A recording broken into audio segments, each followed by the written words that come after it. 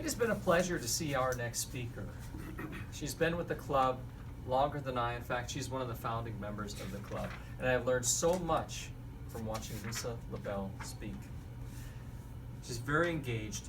In this current project about a dramatic talk, she has learned that any speech can be made dramatic, regardless of the topic.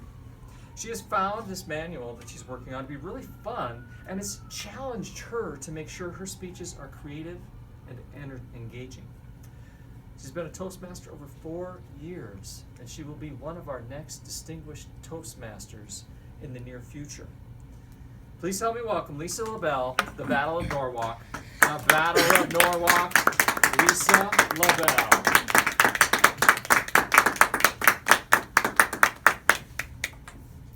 Today I'm going to share with you a story about one of the greatest battles of our time. I lost 4 victims. I saw things I never wanted to see, but fellow Toastmasters, I learned some lessons along the way. It was a cold February night. The winter sky was full of clouds. The sun set early in the winter sky, and the snow fell softly to the ground. I told my husband we needed to heat up dinner tonight. No, not by baby making. Get your minds out of the gutter today, folks. But by serving something south of the border. I made chicken fajitas for dinner. Thank you. The dinner was excellent. It was delicious. Something to be remembered. But we didn't realize it would be our last supper. The next day, I woke up incredibly sick. I've never been so sick to the stomach in my life. I was facing the Battle of Norwalk, also known as norovirus. Not good. Norwalk took over my stomach. A war was waged in my intestines. I was the first victim of the Battle of Norwalk. The next day, my husband was the second victim in the Battle of Norwalk. But he never got sick, and there must be something or someone to blame for this atrocity. So he did what any self-righteous husband would do. He blamed his wife's cooking. To this day, I still remind him it was not the fajitas. It was the Norwalk. This went on for the next few days, the battle. We thought we were out of the woods until the weekend came. My stepson came over to stay with us, and we thought that we had done all of the deeds that we had to do to rid the battle from returning. No, we wiped down every light switch. We used bottles of bleach. We cleaned every doorknob and room, but it wasn't enough. Friday night, the family went out to a fun movie. We bought tickets to a premiere, The Woman in Black, a horror movie. How appropriate. We bought tickets near the back of the theater to be, cool with our young stepson. We were right in the middle. We had the perfect seats. Well, it was about 3/4 of the way through the movie when I glanced over at my stepson and saw him starting to peel off layers of clothing. The beads of sweat dripped down his forehead. And his face was as white as the ghost in the horror film on the screen. And then he turned to me and said the scariest words known to a parent. "I'm gonna be sick." I grabbed my stepson and we made our way through the tangled legs and the popcorn and bags to the aisle. We ran down the stairs, through the hallway, opened the doors just in time for you guessed it, all over the lobby carpet. So I ushered him into the washroom, urging him to clean up, and then I went searching for some help, for someone to clean up this terrible mess on the floor. Well, I searched high.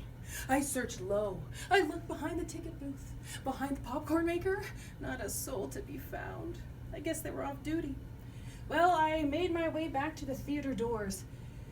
And to my horror, the people, they started filing out and slopping their way through the mess. This is a true story. So I did what any outstanding model citizen would do. I got the hell out of Dodge.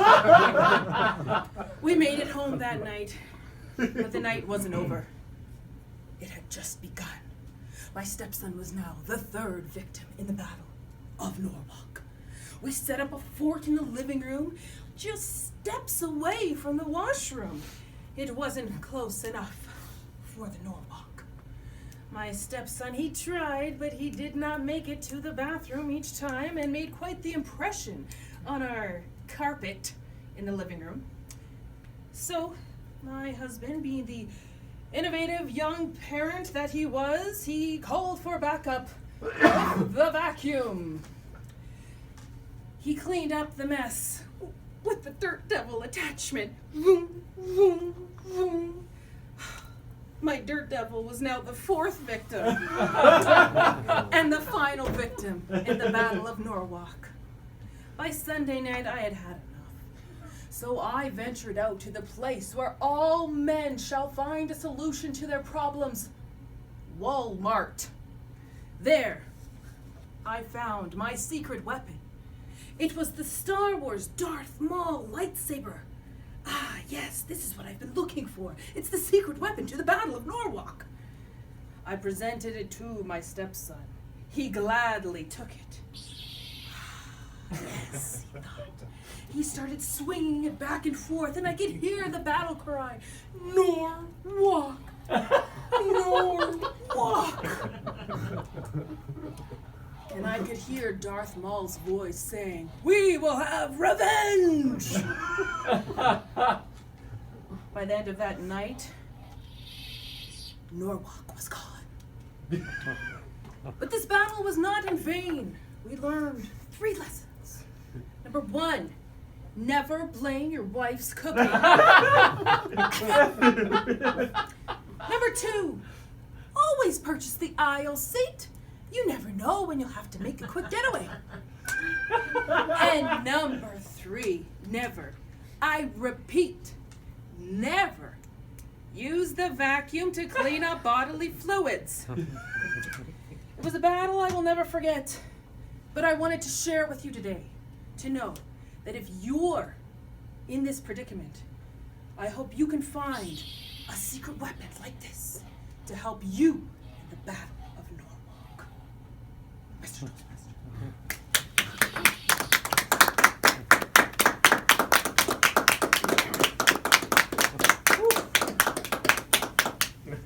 Let's take a moment to give Lisa some feedback, not some virus.